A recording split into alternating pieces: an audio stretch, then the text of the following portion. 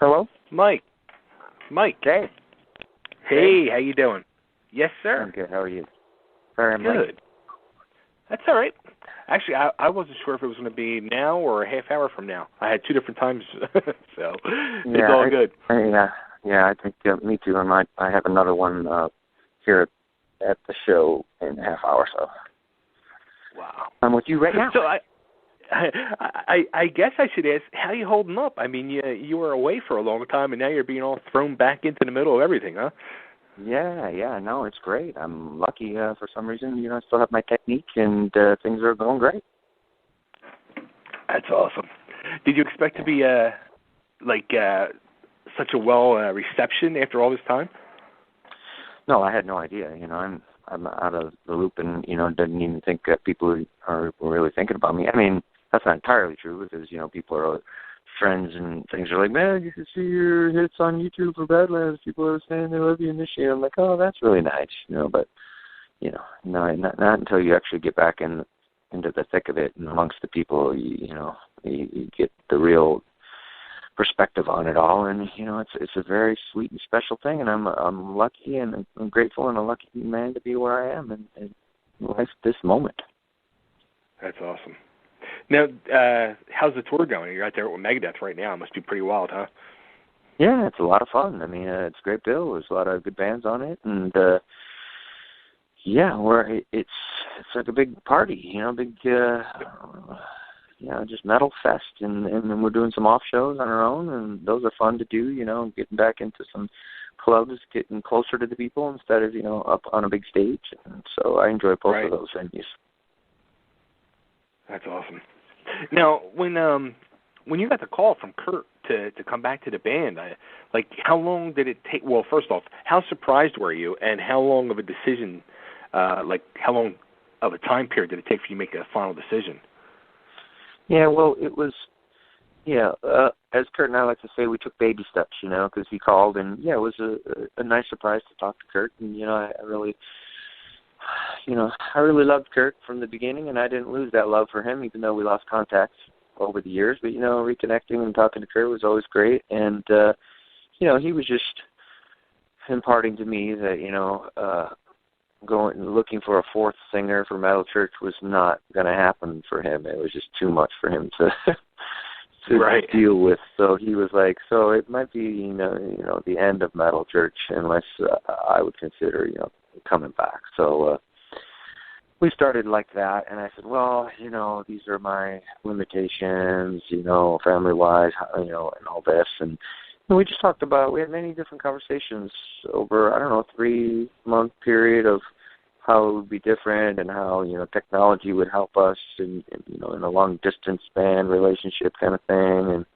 And so, we said, I said I'm open to just, seeing what happens. And so that's how we started with, the little baby steps. I said, okay, Kurt, well, he said, well, I'll write some songs with you in mind and try to pick up from Hanging in the Balance and see what you think of them. And I said, sure, go ahead. And so he went into his studio and he wrote like 6 songs, I think, the basic structures of 6 songs, and sent them to me over the internet. And I was like, blown away. I was like, Kurt, man, these are awesome. And then he was excited that I was excited. And then he went back and banged out a bunch of other ones and sent them, and I was like, wow, okay, now something's going on here, right? So I just keep an open mind, I want to keep an open mind and an open heart and see what happens. So that's how it really worked, slowly. And there was no like, okay, and we're going to tour on this and all that. No, we were just like, let's, see if we can write a record first, because I'm not going to come back to the band to,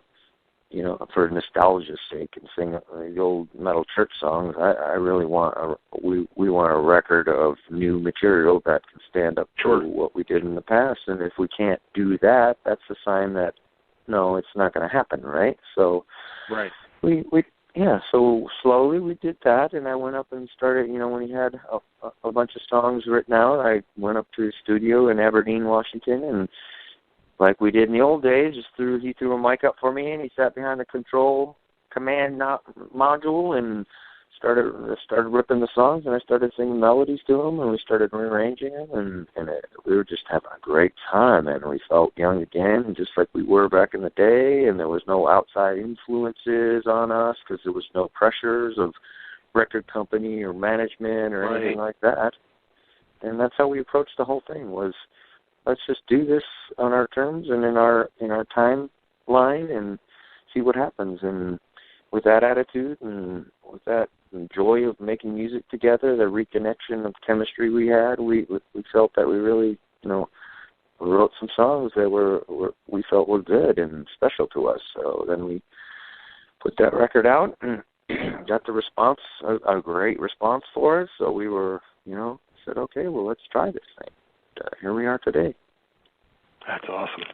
Now, were you doing anything musically throughout that time? No, not at all. I mean, I have friends who play, different things, not metal. I didn't play any metal at all, but I have, I have friends who are accomplished musicians and guitars and violins and whatever, and we just parties, just singing some songs or whatever we felt like doing just for fun. But no, nothing serious. I was done with the music business, and because it had really disappointed me, in the business end of it, managerial and record company and all that. It just ruined Metal Church for me. I loved our band, and I saw what the business did to it, so I was just disgusted, so I walked away, Now, how about, it had to be something you really had to look at now to make the decision to come back, because the music business is a lot different in all that time that's going on. Yeah, it's completely different, and, it's completely different in, good and bad in many ways as well, but the big change is that we are in complete control of our destiny now, and we know exactly what's going on. We have a record company in Rat Pack Records, and Joe O'Brien, the president and owner, is a great guy and a huge Metal Church fan, and he's behind us, and I could talk to him. I talk to him on a daily basis, and I know how hard he's working for us, and he's a great guy, and that's huge, right? So sure. And we don't have these huge overheads of record budgets, and that we pay back $1 million $1 at a time kind of thing. So right, we know how to manage that a lot better. So for us, being in control of the sound of our record, the record cover, everything that represents us is huge. So that's why we're back and still doing it. Do you think if it was still the old style of the music business, you would have said no? Oh yeah, for sure. Wow. Yeah, that's pretty rough. That's messed up. Because there's huge companies that you can't talk to anybody at them. You don't know if they give a rat's ass about you or not, and you get the feeling they don't. They're just another one of their acts that they're throwing at the wall and hopefully it sticks. And you get this feeling that you're just you're not cared about. So and they're not trying their hardest for you. So right. Yeah, and you get in this huge pile of debt to them that you're drowning in, that you can't get out of. So that's what we're doing these days. That's a lot of. We're not in debt. We're not making a huge amount of money, but we're not in debt. So that's the thing that'll kill a band. Right, absolutely. Now, how about I guess you had to get like a full-time job. Like, what does the former lead singer of Metal Church go and do for a living to support his family? I had my own company. I'm a contractor, carpenter contractor. I remodel houses. That's what I did over the last 25 years, and raised my 2 boys with my wife. Wow. Just like everybody else does, and work and raise kids. And it was how great. About them? Like how they've been through this whole thing of you getting back into the business?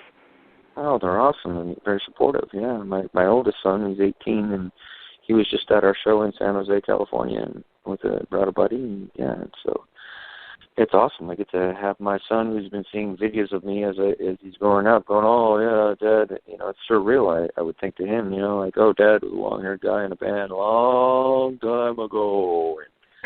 So, and now I get to see it firsthand, and it's pretty special for me. I mean, it's really awesome. Yeah. That is awesome. Do you think this whole second musical career now, the second life of music, has rejuvenated you personally in life as well? Oh, I agree. Yes, 100%. It's a very good question, and 100% yes. I mean, I'm 51 years old, and how lucky was I to be able to do this when I was in my 20s, and how much luckier am I to do it now that I'm 51? A second chance, and now that we're older and a little bit wiser and more cognizant and aware of who we are and how short life is and how lucky we are, it's even more the more better now. Absolutely. Yeah. Now, the one thing that's really different too this time around for you at Metal Church is you and Kurt never actually played together. Right? He was all behind the scenes when he came in the original time. It's eBay. I mean, that's exactly right. That's another aspect that we're very excited and happy about, is that Kurt and I are in a band together for the first time ever, and we're just loving that fact of just being up on stage every night, looking at each other and going, "Can you believe it? It's awesome!" and you, if you come see our show, you'll see how apparent that is. Yeah, I'm hoping to come see you guys. Actually, you guys, the last night of your tour, you'll be in this area. You'll be in the Philadelphia area. Yeah, nice. Yeah. Yeah. Now, what are you guys going to be doing after that for the rest of the year? Well, our drummer, Jeff, he plays in TSO, and he'll be going out at the end of October for, the rest of the year. So we've had a really great, busy schedule this whole year, I think we're on our 7th tour, this year. And so we're going to sit back, and Kurt and I are going to start writing some music for the next record. And we've got a bunch of things, waiting to go out. We've got some videos. We've got a live EP we're going to put out. So we've been working really hard, and we've got things to release. Yeah, so we're going to release some stuff this fall while we're writing a new record. Very good. That's exciting. I'm excited. This is good. Us too. We're very excited, and that's the thing. Our excitement and the fans' excitement, it's very infectious, and we're riding this wave as long as we can. And it's like I said, we are so grateful, and we feel so lucky to be where we are that everyone's high on it. It's awesome. Sure. So was this whole experience almost like riding a bike for you, just getting back on there again and doing it? Exactly. The old muscle memory, brain muscle memory, the physical memory. It pretty much, it comes back to you in a good way. Like when you did this when you were young, all you have to do is not overthink it and get out there and do it. Right. Yeah. Yeah, that's awesome. It definitely does sound like you were saying that with the music business. There's not as much money in it now, but there's not that big debt and that big pressure over your head now, and there's so much more freedom for you guys. Yeah, so it all sets that thing there. So. Yeah, I mean, obviously the downside is that people are not buying records because they're taking the music instead for free, because it seems to be the culture of the new world today, is that no one seems to obliged to buy art anymore. Like, art is not worth paying for. But there are still the faithful out there who understand that, and there are people who do buy our record, and we're very much appreciative of that. And so that helps, and merchandise sales is what keeps us going too. So. Sure. Yeah. That's huge. That's why I tell everybody, like, you go out to these shows, you got to buy merch. You got to help these guys out, because that's where they're making their money at nowadays. That's right. We need all the help we can, or Metal Church is not going to be able to do it. So that's why every night we want to go out and meet the fans and shake their hands and sign anything they have to sign, and take pictures and just connect with them, because we're so grateful to them. Now, how's that too? Like, I mean, back in the day, you really couldn't do that. It was almost like there was a barrier between, the bands and the fans, and now that barrier's down, and everything is much more personal. I feel regretful for that aspect back in the day, because I think that you could have done that back in the day too. It's just, I think it was just an attitude. And, for me, when I think back about my 20-year-old self, I was, it was a stress factor. I wasn't, as aware of myself fully, and, and a little anxiety of people, surrounding me and coming in on me. I'm not believe it or not, I'm not a, hey, look at me kind of guy. I am up on the stage, but when I come off,